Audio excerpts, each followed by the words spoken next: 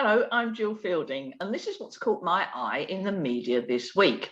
There's been lots of stories in the media about banks, from banks to banks, and two stories in particular caught my eye. One was a lovely story about banking in the local community, because loads of branches are closing, smaller branches all around the country are closing, particularly in low populated areas, and particularly in areas where there are lots of older people. And it's such a shame when they close down, but of course the banks have to do it because they're not profitable.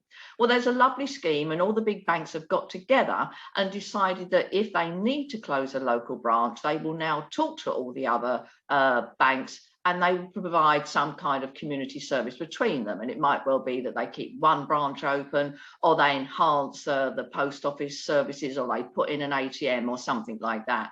And it's lovely to see them acting in cooperation and in a spirit for the local community, because it's such a positive thing for people in outlying areas, for example. So well done, banks, you've done pretty good there.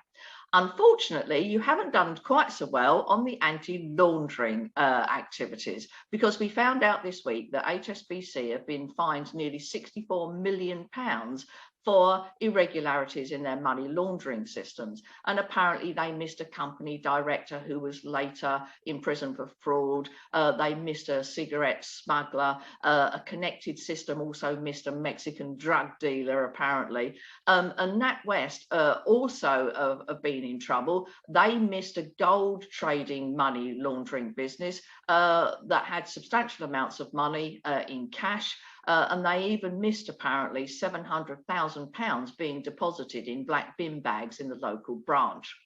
Now, I don't know about you, but I often get really frustrated when I'm trying to make a payment to either a new contact or a new supplier, because I have to go through all kinds of money laundering checks. They ask me 15 times if I know what I'm doing, and then the process and the payment is delayed, and then I get a text to say, is this really you? And then I get a phone call to say, did you really mean it was you?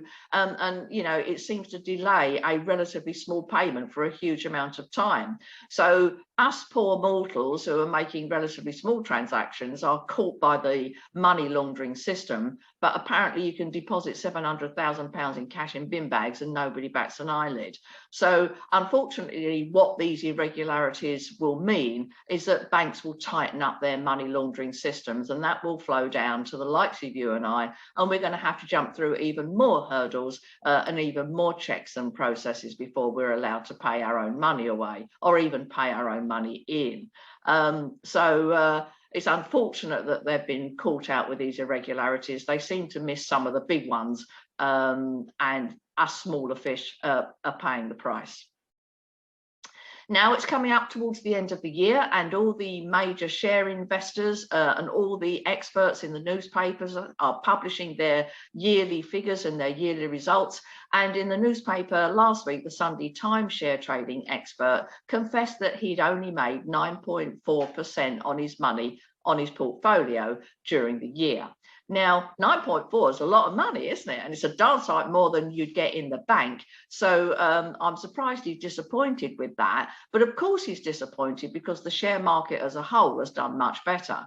And you could have been invested in almost any FTSE 100 tracker fund and gained about 13% on your money. And apparently there's an MSCI, All Countries World Index EFT, that generated 18% this year, even after fees. Now, these tracker funds, the passive funds, don't always outperform the experts, but they quite often do.